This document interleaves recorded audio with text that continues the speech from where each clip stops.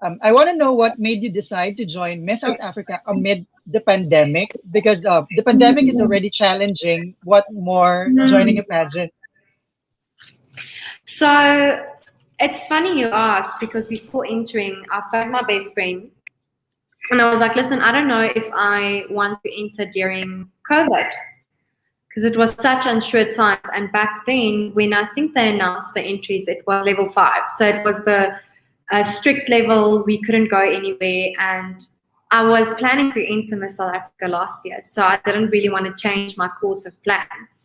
And she just said that, you know what?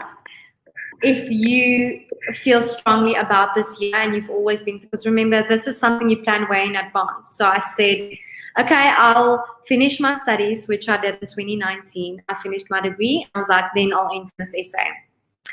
And I just had to go think, I can either take the challenge on and be remembered as the Miss South Africa during the pandemic, where they need a Miss South Africa even more.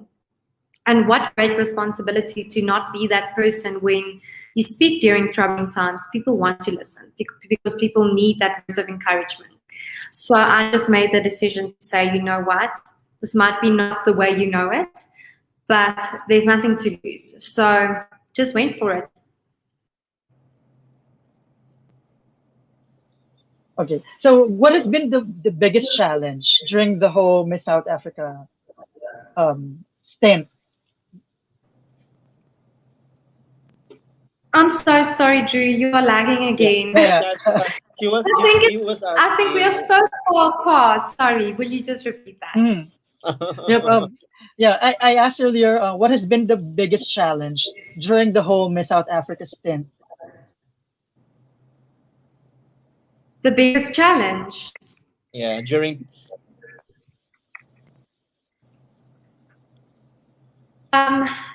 Sorry, guys. Will you maybe, if it does break up, can you maybe type the question for me too? Because it's lagging a bit on my...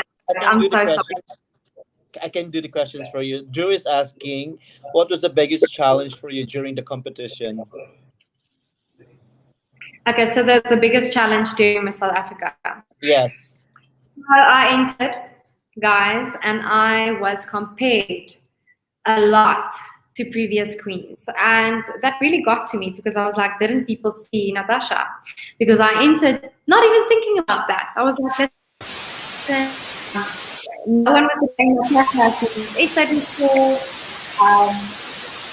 In my mind, no one like me has been there before.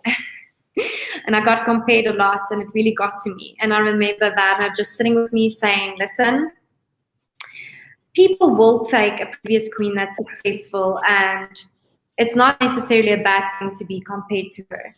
But for me, it was quite hard, because going through that, you want people to see you. You want people to see your attributes. You want people to see your personality. And I think only actually when I got Miss Universe South Africa, people got to see that more, because I engaged more. I did more interviews. I was more on social media as Miss Universe South Africa. And it's hard when you are compared.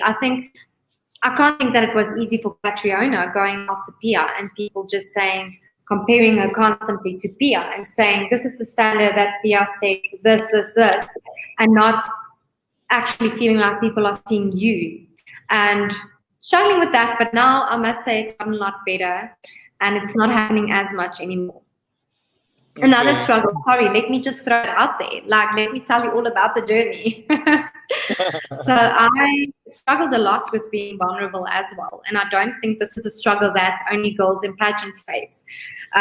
People might face it in relationships. People might face it in the workplace. But being vulnerable is quite hard, is, you know, showing your weak points, or what you make as weak points, but it isn't necessarily. So that was hard for me as well. And I remember sitting down with Werner, and he was like, listen, you can't be this perfect picture girl. Like, no one is perfect. Stop striving for perfection.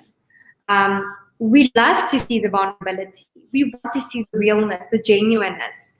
And I think during Miss South Africa, this was the first time I actually got the time to mourn my father.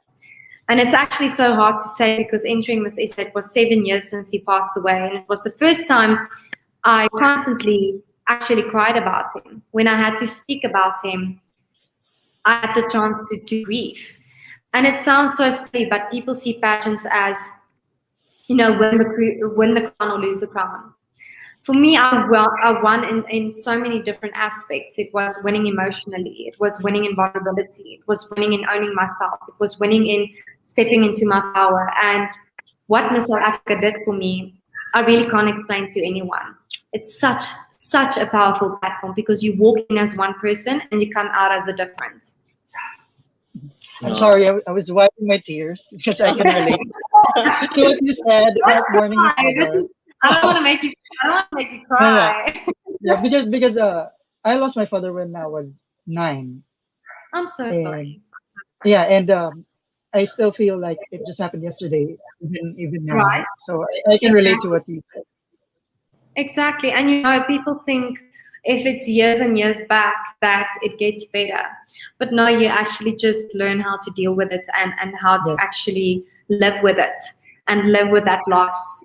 And I think you know exactly a father is such a fundamental role in your life, especially at 9 or 16 years old, that when I stepped that into Miss SA, there was a workshop and we were booked into Johannesburg as the top 10.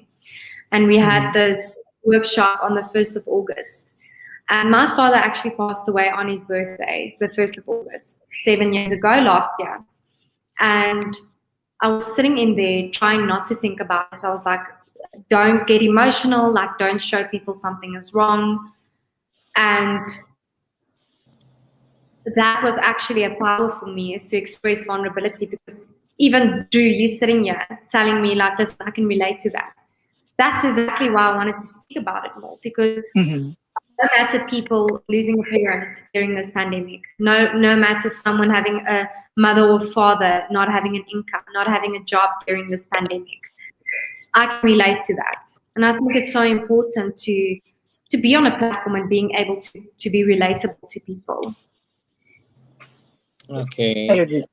Yeah. Okay. Now, honestly speaking, Natasha, during the announcement of that top three, I was rooting for you to be crowned then as the Miss Universe during the time announcement. Yeah. But I just want to Sorry know. guys, it's really lagging. Mhm. Okay, Natasha. Can you hear me now? Yes, that's better. I think if you Okay. just speak it slower, because it just cuts out some words. Mhm. Okay. Okay. Now, I just want to know, what did you feel when you were named second runner-up during the Miss South Africa 2020 finals? I was disappointed. Like, let's be Mhm. honest, guys. Everyone goes there to win. Like, I didn't go into it being like, I want to be second runner up. No, like I wanted to win. It's been my lifelong dream. So I'm just being very realistic and honest. Like, I'm not going to sit here saying it wasn't hard for me. But you know what? I smiled. I walked up to that stage and I showed people, you know what? There's a bigger plan for me. There's a reason why I wasn't crowned Miss South Africa. And then Miss Universe came along. And listen, so many girls would die to go to Miss Universe. So I knew there was just such a bigger purpose for me. And it was really hard, guys. I'm not going to lie. But also, going into the night, I didn't know what to expect. Because we all know Miss South Africa is very competitive, and the 10 girls are equally as strong. So it can Mhm. be anyone's game. Like, people will have predictions up there, and it's not one prediction is right, because every year they look for something so different and something so unique in every single girl. Like, if you take me shooting Total, we aren't anywhere near the same. Like, you can't Mhm. even compare us. And that's what makes it so great, because they really, really want to represent diversity in South Africa, and you can just see it within South Africa. Mhm. But alongside that, standing there as one of the top three, it was an accomplishment, because we were over 2,500 entries, and you just want to go and represent internationally. And I was just fortunate enough to get Universe. Like, listen, guys, I was very anxious when we were sitting in that boardroom and like, okay, girls, and I was sitting there like, yes, Yep. I have a yes. related question to that. Um, I did was you like, ex- yes. did you expect that they will give you the Miss Universe South Africa title? I manifested. I Okay. manifested. The weekend Mhm. before I found out, lying on my couch, and I was like, listen, I'm gonna watch 5 Miss Universe shows in a row because I want to get Miss Universe. Yeah, and it Yeah. happened. And I was The sitting there, and I title was went like, to you. I'm not watching any other show. I'm gonna watch Miss Universe shows. And when I get into that boardroom on Monday, and I don't hear Miss Universe. Oh no, guys! I must say, I think regardless of what you do in life, what's made for you will attract you. It wouldn't. You can Yes. have the worst interview. If Miss South Africa Mhm. is for you, it will be for you. You can fall on your face flat on that stage. If it's yours, it's going to be yours. If Yes. Yes. I did my utmost best and it wasn't even mine, you just need to accept in destiny and knowing that wasn't yours. And Mhm. I do love life coaching, so this assists so much with just having peace with what happens in your life. Is I'm going to Miss Universe, and this is the biggest pageant in the world, and I need to defend the back-to-back for South Africa. But going there, so much more content than going into Miss South Africa, because I just learned and realized that the true power is in how you see it and how you define it in your mind. And many girls go there saying it's the be all and end all. It's the crown or nothing. There's a life after that crown. Yes, it's great to have the Miss Universe platform and to win, but you're women made for bigger things than that. And if you get that platform, what are you going to do with it after that? Because it doesn't end there. And that's the mindset I'm going in there is, yes, I want to be Miss Universe. And I know it will be fine if it's for me. But I'm knowing I'm working for such a bigger purpose.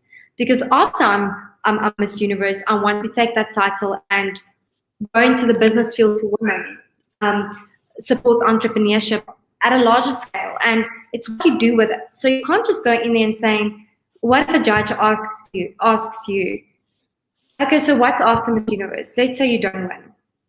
What's after that? You know, you need to be a visionary, and Mhm. that's how I think. I agree. I agree. Now, preparing for international, we will go now to your preparation questions. Ooh, listen, it's a Okay. full schedule. Let me tell you that. No worries. It's Okay. I'm like it feels like the Olympics, and it is. It is. Yeah. So I